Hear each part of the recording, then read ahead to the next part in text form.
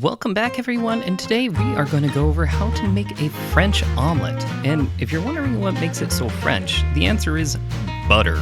So strap in, get ready, we are going to cook up something nice and hot. This is Fistful of Shrimp, your favorite YouTube cooking channel, teaching you how to make something that'll hit the spot. Now this recipe cannot get any easier. All you need is 3 eggs, and once we've thrown these into a bowl, we just need to add a little pinch of salt, and then about half a teaspoon of some cold water. Next we want to break up the yolks and use a whisk to whisk it and make the whole thing homogeneous. So no more egg whites or anything like that, it should all look the same.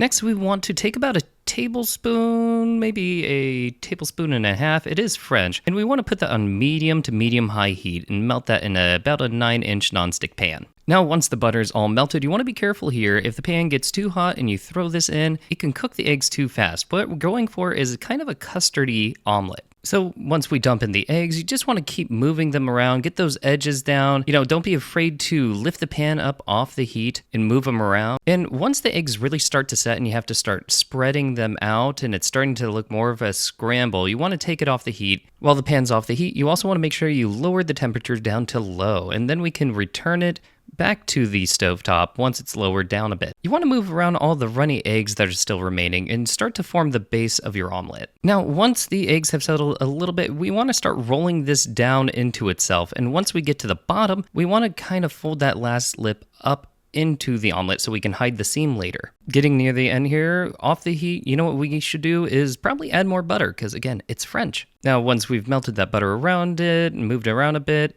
we next need to plate it, and we just gotta flop it back over, try to get the seam on the bottom of the omelet, and once we're finished, believe it or not, we're gonna top it off with a little more butter. Now, when you first make this, you can fill this in with anything you like in that in-between step when we laid it all out and had it off the heat, but I think you should try this on its own because it is absolutely amazing. Just a little bit of cracked pepper, maybe a little salt on top, and I'm going to cut this in half and show you what's inside. You can see that there's some layers, it's still a little custardy, and it's just amazing what you can do with such few ingredients. And just another amazing thing is that, like your traditional omelet, it can get all dried out and such. This thing is perfect. It's moist, it's delicious, and well, it's full of butter. So go out there, give this a shot. Let me know how it turns out in the comments.